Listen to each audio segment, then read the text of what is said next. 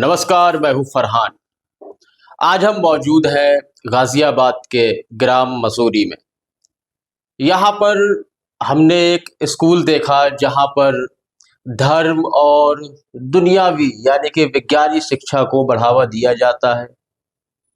इस स्कूल की हालत देखने के बाद यह किसी स्कूल जैसा क्यों नहीं लग रहा, मतलब वह फील क्यों नहीं आ रहा है कि जो अन्य स्कूलों को देखते हैं और देखकर ये एक और झलकता है कि हाँ, ये एक स्कूल है। मतलब यहाँ आखिर क्या कमियां हैं और यह कमियां कैसे रह गई, जबकि मुस्लिम समाज पढ़ाई और धर्म दोनों के लिए इस वक्त जागरूक दिखाई दे रहा है। तो इसी संबंध में हम तामीर नौ फाउंडेशन के प्रेसिडेंट कासिम कासमी के पास मौजूद हैं और उनसे जानने की कोशिश करेंगे कि आपके फाउंडेशन के द्वारा किस प्रकार का समाज में जागरूकता फैलाई जा रही है और आगे आपका क्या करने का इरादा है, कितने आगे तक आपको जाना है। तो आपका जो फाउंडेशन है, तो इसके तहत अभी तक आपने क्या किया है, क्या कर रहे हैं और क्या करने का इरादा है आपका? सबसे पहले तो मैं आपके चैनल से सभी लोगों को ये बात कहना चाहता हूँ कि जितने भी हमारे दर्शक इस चैनल को देख रहे हैं उनका मैं बहुत बहुत धन्यवाद करता हूँ और हमारे फरहान भाई का भी मैं तहे दिल से शुक्रिया अदा करता हूँ। मेरा नाम मोहम्मद कासिम कासमी, तामीर नौ फाउंडेशन राष्ट्रीय अध्यक्ष। तो हम जो अपनी फाउंडेशन के द्वारा जो कार्य करते हैं, सबसे पहले तो हम तालीम को लेकर के काम करते हैं, यानी शिक्षा एजुकेशन को लेकर के हम समाज में जागरूकता फैलाते हैं। क्योंकि देखा जा रहा है, क्योंकि अब से पहले जो मुस्लिम समाज था तालीम के अंदर बहुत पीछे था। अब जैसे जैसे कल्चर, जो साइंस और टेक्नोलॉजी जैसे जैसे ज़रूरत पड़ रही है समाज को, तो इसी तरह से मुस्लिम समाज के जो लोग हैं और लड़कियां जितने भी समाज के जो भी हैं, वो तालीम के अंदर ज़्यादा से ज़्यादा रुचि रख रहे हैं। चाहे वो IPS अधिकारी बन रहे हो या डॉक्टर लाइन में जा रहे हो या आलिम हो या डॉक्टर हो, हर समाज यानी हर महकमे के अंदर अल्हम्दुलिल्लाह मुसलमान तालीम हासिल कर रहे हैं। तो हमारे जहन में भी एक अच्छी पहल का एक अल्लाह तबारक व तआला ने एक पैगाम डाला, एक छोटी सी एक पहल की हमें तौफीक अता फरमाई, जो हमारी तामीर नौ फाउंडेशन के द्वारा हम 175 बच्चों को तालीम दे रहे हैं अल्हम्दुलिल्लाह। और हमारी पहल भी यही है कि हम जब तक हम इंशाल्लाह रहेंगे, हमारा जिस्म के अंदर खून का कतरा रहेगा, हम अपनी हयात के अंदर 50 यूनिवर्सिटी कायम करेंगे। हमारा एक प्लान है फाउंडेशन का। तो हमारे ग्राम मसूरी के अंदर जितने भी यतीम बच्चे होते हैं, हम सबको फ्री शिक्षा देते हैं। उनकी हम ड्रेस फ्री देते हैं, शूज़ फ्री देते हैं और पूरी साल की उनकी फ़ीस फ्री देते हैं और कोर्स फ्री देते हैं। क्योंकि तालीम जो है, जो प्राइवेट स्कूल्स वगैरह जो हैं, ये इन्होंने बहुत महंगे कर दिए हैं। तो हम चाहते हैं कि मुस्लिम समाज का हर बच्चा तालीम में आगे आए। तालीम में जो बच्चा आगे आएगा तो उसमें देश को भी तरक्की होगी और कहीं ना कहीं चल कर के वे अपने जो बैकग्राउंड है उसके अंदर भी सुधार करेगा। क्योंकि दुनिया के अंदर मात्र तालीम ही ऐसा टूल है जो आपकी गरीबी को दूर कर सकता है, वरना मैं नहीं समझता कि दुनिया के अंदर कोई ऐसी चीज़ बनाई हो ऊपर वाले ने। और जो हम अपना कार्य करते हैं फाउंडेशन के द्वारा, जो मुस्तहिक जो लोग होते हैं, जो यतीम होते हैं, मिस्कीन होते हैं, तो उनको हम राशन देने का काम करते हैं, कपड़ा देने का काम करते हैं। और जो बेवा वगैरह होती हैं, औरतें होती हैं, लड़कियां होती हैं, यतीम होती हैं, उनके हम निकाह का काम करते हैं अल्हम्दुलिल्लाह। जिनका निकाह होता है उनमें हम सामान देते हैं और 1,50,000 रुपये का कुछ ना कुछ हम उनको मदद करते हैं।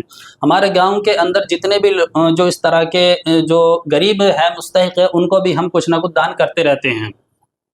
तो ये आपका जो फाउंडेशन है, इसकी नींव कब रखी गई, कितना समय हुआ है? ये हमारी जो फाउंडेशन है, लगभग इसको 1 साल के आसपास हो गया है और तब से लेकर के हम अल्हम्दुलिल्लाह इसमें कार्य करते रहते हैं। हमारी एक पूरी टीम है, हम सारे जो हमारी टीम के जो पदाधिकारी हैं सब मिलकर के हम ये कार्य करते हैं। और ये स्कूल चलाने के लिए पैसे का बंदोबस्त कहाँ से होता है, जो आप ड्रेस और कोर्स वगैरह फ्री देते हैं? जी जी, स्कूल का थोड़ा मैं पीछे जा कर के इसके थोड़ा स्कूल के बारे में भी बता दूं मैं। ये जो हमारा जो स्कूल है, मकतब इस्लामिया के नाम से है। ये सन 60 में इसकी स्थापना हुई थी और सन 60 से लेकर के अब तक ये स्कूल चल रहा है। इसके अंदर मकतब चलता है, क्योंकि अब से पहले मकतब के नाम से हर गांव के अंदर एक मान्यता हुआ करती थी। क्योंकि बच्चे ज़्यादा होते थे, चौपाल पर पढ़ाते थे, तो वो उसको मान्यता ले ली गई थी। यहाँ पर मस्जिद थी, मक्का मस्जिद, वहाँ से इधर आ गए थे बच्चे ज़्यादा होने के कारण। तो इसमें सबसे अहम जो मेरे दिमाग में बात आती है, जब से लेकर के सन 60 से लेकर के अब तक ये ऐसी का ऐसी यानी खस्ता हालत पर है। इसमें तरक्की क्यों नहीं हुई, ऐसी क्या वजह रही? क्योंकि अगर देखा जाए, अगर ये जो जहाँ तक भी एक मेरा अपना मानना है, इसमें हमारे गांव की कहीं ना कहीं कमी रही है। क्योंकि अगर हम मसूरी में जितने भी स्कूल हैं या मदारिस हैं वो इसके बाद के हैं सारे, और आज अगर हम देखेंगे अल्हम्दुलिल्लाह बहुत ज़्यादा तरक्की कर चुके हैं वो। फिर इसकी ऐसी क्या वजह रही जो आज भी अपनी खस्ता हालत पर है। और 2021 से लेकर के 2025 तक लगभग हमें 5 साल हो गए, तो हम इसमें मेहनत कर रहे हैं पूरी टीम के साथ। तो जब से और अब तक इसके अंदर कुछ सुधार हुआ है। अगर थोड़े हमारे गांव के जो सामाजिक है या जिम्मेदार लोग हैं, हमारे प्रधान जी है, कुछ इस तरह के जो यानी लोग हैं, अगर तालीम के अंदर हमें या इस मकतब को थोड़ी हमारी यानी सहयोग करें या एजुकेशन में गांव के इस मकतब को बढ़ाएं, तो अल्हम्दुलिल्लाह मुझे कहीं ना कहीं उम्मीद है कि तरक्की कर सकता है। स्कूल को लेकर एक बात आपने कही कि और जो इसके बाद स्कूल खुले, मदरसे खुले, तो वो तरक्की कर गए। जी जी। तो इसका तरक्की करने ना करने का कारण क्या रहा जब यहाँ और स्कूल और मदरसे तरक्की कर रहे हैं? क्योंकि इसका जो मेरे जहन में जो कारण है वो सबसे ज्यादा जो कारण है, एक तो देखो गाँवों में राजनीति होती ही है, वो तो हर चीज के अंदर। तो आप राजनीति का शिकार है गाँव की? हाँ, क्योंकि मेरा खुद का मानना है ये जो शिकार हुआ है या तो ये राजनीति का शिकार हुआ है या गांव वालों ने इस पर तवज्जो नहीं दी। क्योंकि अगर ये अपना जाति किसी गांव वाले का होता तो मुझे उम्मीद है कहीं ना कहीं बुलंदी पर होता। तो आपने कभी गांव वालों से चर्चा करी इस संबंध में कि? तो मैं चर्चा करता हूँ, प्रधान जी से भी करता हूँ, मैं गांव के सभी लोगों से कहता हूँ इसके बारे में, मगर हमारी कौम को पता ना इस समय क्या हो चुका है कि तालीम की तरफ बिल्कुल भी रुचि नहीं रख रहे। अगर दूसरे कामों में हम देखें उन लोगों को तो वो 1,50,000 रुपये एकदम उड़ा देते हैं, मगर असल जो चीज़ है तालीम, जिससे देश की दिशाएं तय होती हैं कि आगे चल कर के बच्चे कौन सी दिशा तय करेंगे, हिंदुस्तान को, भारत को कहाँ लेकर के जाएंगे, उसमें बिल्कुल भी हमारे समाज के जो लोग हैं वो रुचि नहीं रख रहे।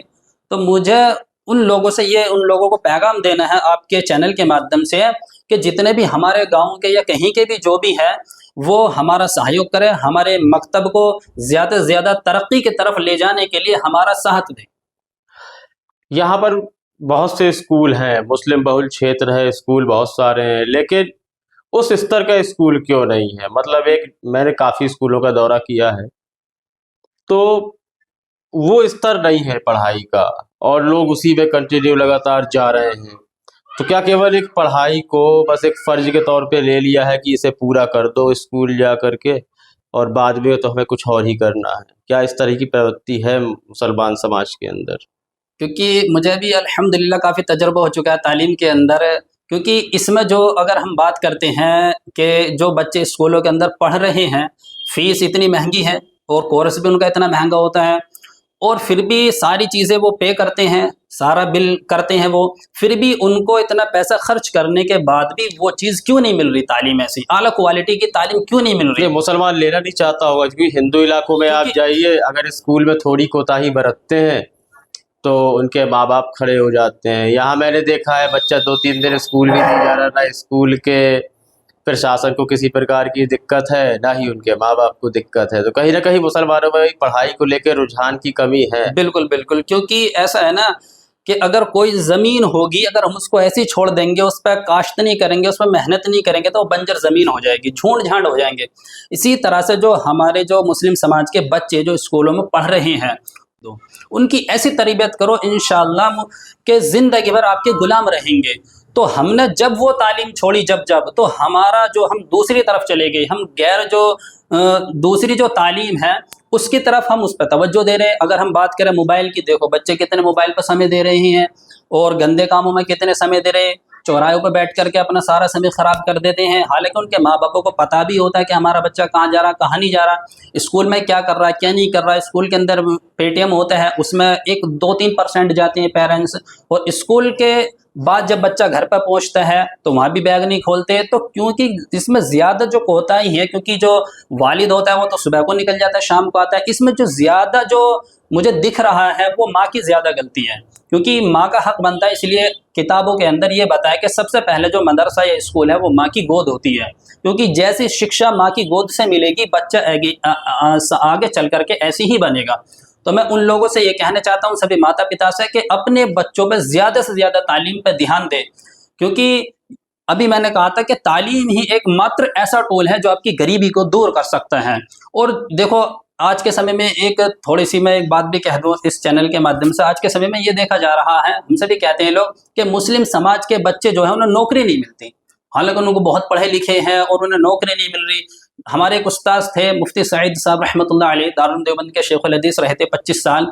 तो उनसे भी ये सवाल किया गया, मेरे बात याद आ गई तो इसलिए मैं बता दूं, तालीम के ऊपर बात है। तो उन्होंने ये कहा था कि ऐसा बिल्कुल भी नहीं है। अगर मैं बात करूं हाफिज की या किसी मास्टर की या किसी भी चीज़ की, टीचर की, कोई टीचर ऐसा है कि वो 5,000 रुपए की सैलरी ले रहा है, वो क्यों ले रहा है? इसका रीज़न क्या है? क्यों? उसके अंदर 5,000 रुपए की तालीम है, उसके अंदर 5,000 की तालीम है। कोई हाफिज है, उसको इमामत के अंदर 10,000 रुपए क्यों मिल रहे? वो 10 के ही काबिल है। तो हमारे उस्ताद कहते थे कि गवर्नमेंट को ऐसे इंसानों की ऐसे ज़रूरत है जो आला क्वालिटी तालीम हासिल करने के बाद उनको ज़रूरत होती है। जैसे एक सोफिया का आपने नाम सुना होगा कि वहाँ तक कैसे पहुँची, उसके अंदर तालीम है, उसके अंदर हुनर है। अल्लाह तबारक व तआला ने उसको ऐसी तालीम दे दी कि वो बुलंदी पर पहुंच गई। उसको जो ऐसे इंसान होते हैं किसी भी देश के अंदर, क्योंकि जिस देश के अंदर तालीम का स्तर ज्यादा होगा वो देश भी तरक्की की तरफ चलेगा। सोफिया हो उसमें, या एप्पल के सीईओ जो नए बने थे, ये भी देख लो, कहीं ना कहीं इनका तालीम का एक रुझान है। 200 करोड़ रुपए सैलरी ले रहे हैं, बताओ, मंथली। अगर उनके अंदर ये तालीम का रुझान नहीं है तो बताओ उनको इस इतने बड़े पद पर कैसे पहुंचा देते हैं। तो इसीलिए हमारा जो मुस्लिम समाज है कि हमें नौकरी नहीं मिल रही, ये नहीं मिल रहा, वो नहीं मिल रहा, उनके अंदर अभी स्तर जो है ना तालीम का, वो कहीं ना कहीं बहुत हद तक कमजोर है। तो उन सभी बच्चों को मेहनत करनी चाहिए, तालीम के अंदर एजुकेशन को फोकस करना चाहिए। तो मुझे उम्मीद है इंशाल्लाह उन्हें बहुत अच्छी नौकरी मिल जाएगी। देश और दुनिया की खबरों से अपडेट रहने के लिए आप अभी तक न्यूज चैनल को सब्सक्राइब करना ना भूलें और साथ ही हर न्यूज का नोटिफिकेशन पाने के लिए बेल आइकन को भी दबाएं।